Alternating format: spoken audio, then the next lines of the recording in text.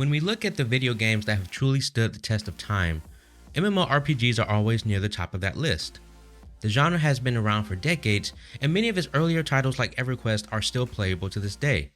So what's the secret sauce that makes MMOs so popular and long-lasting? Broadly speaking, MMOs offer players a sense of freedom, giving you massive open worlds to explore, dozens of side activities to pursue, spooky dungeons to conquer, epic quests to complete, all in the company of thousands or even millions of other players. However, impressive as many MMOs are, like most other genres, it's always been survival of the fittest. To help you discover what those top games are, we're bringing you our list of the top 10 best MMOs out there in no particular order.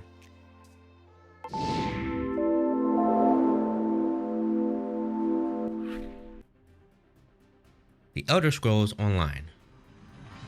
Until Bethesda creates an Elder Scrolls game with proper co-op, or one of the many in-development multiplayer Skyrim mods reaches the finish line, fans of the franchise have been left with very few opportunities to explore the world of Tamriel with their friends.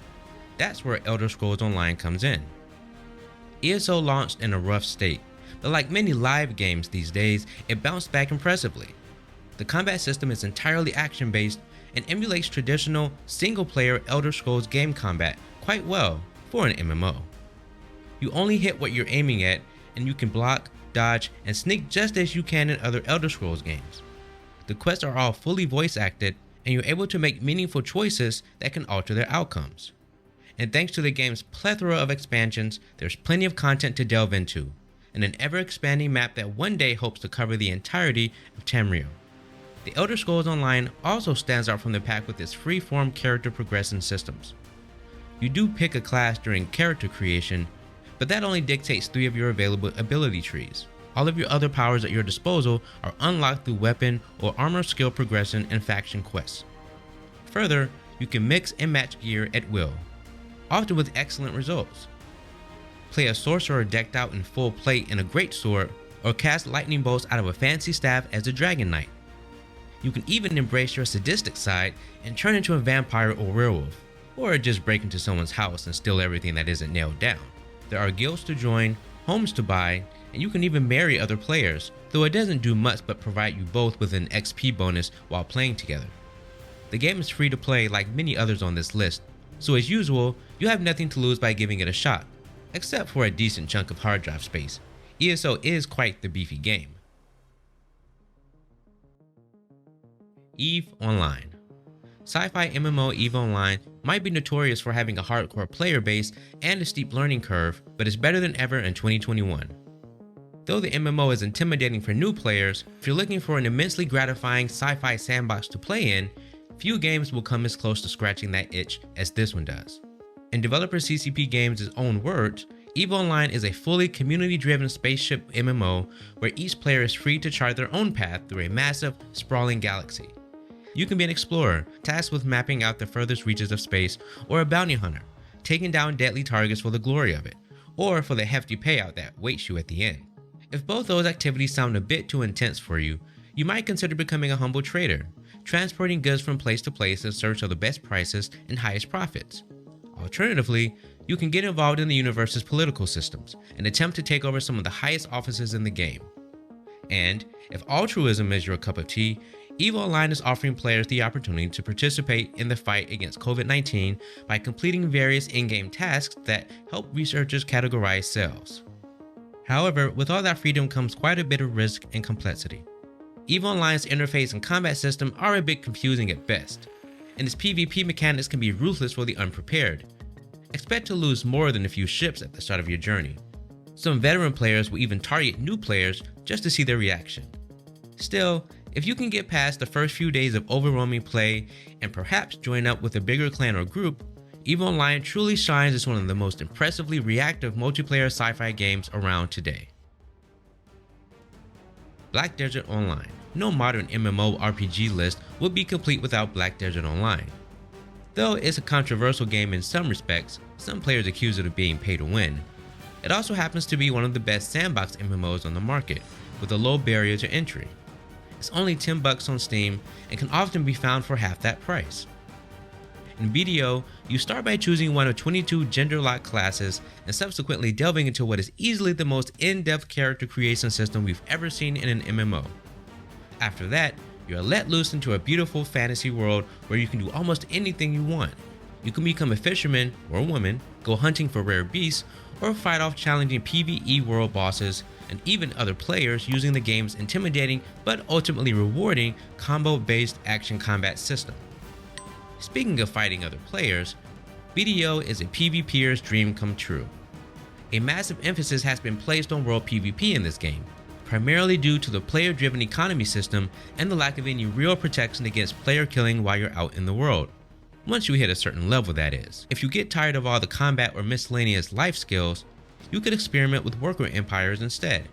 In BDO, you can amass an army of NPC employees to do your bidding for you. They can farm, mine, craft, or even investment bank for you, reducing your workload and allowing you to enjoy the game's other, more entertaining systems.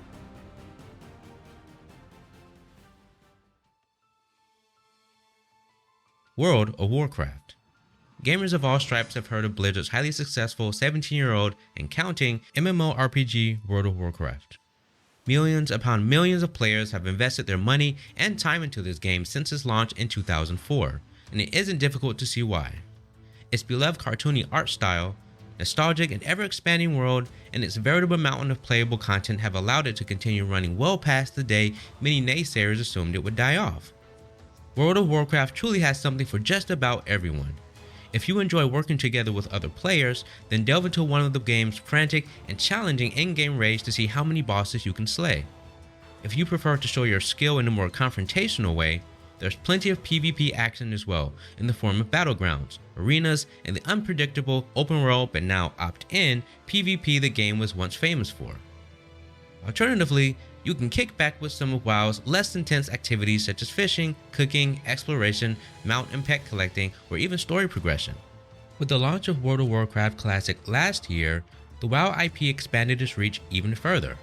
Aiming to replicate the game in its original vanilla state, Classic has generated more buzz in the MMO community and pulled in far more players than Blizzard could have anticipated.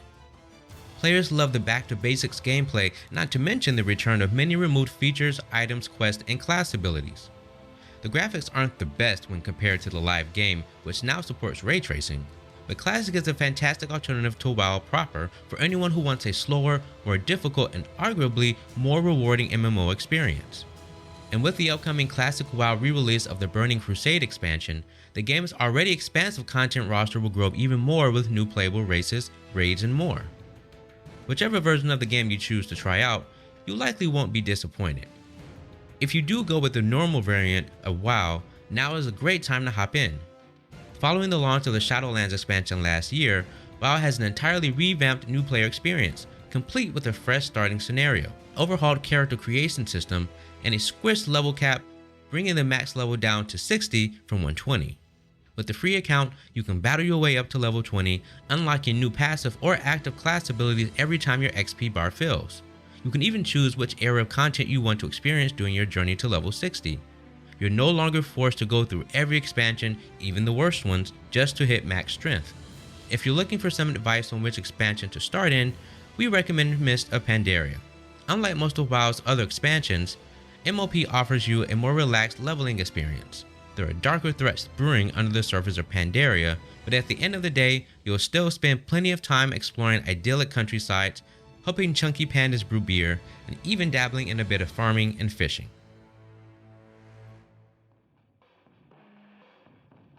Final Fantasy XIV.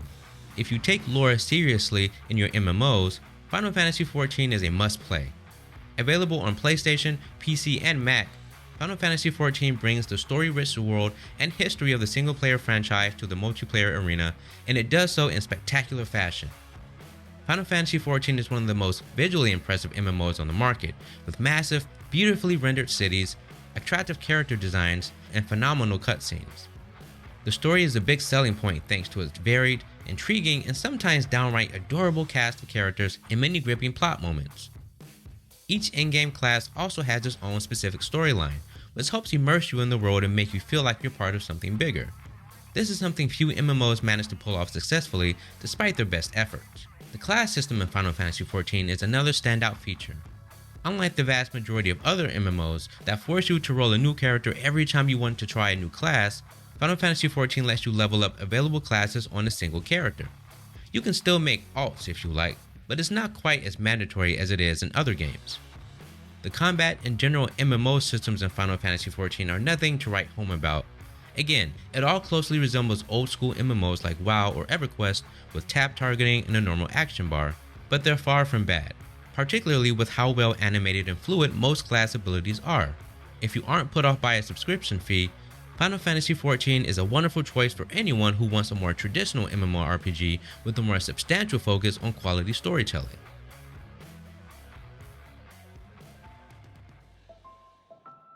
Those were the first 5 of the top 10 MMOs we totally recommend you check out. Thank you for watching this video, and stay tuned for the full list in a follow-up video very soon. If you enjoyed this, click on the like button and subscribe to the TechSpot channel to be notified when we drop more videos.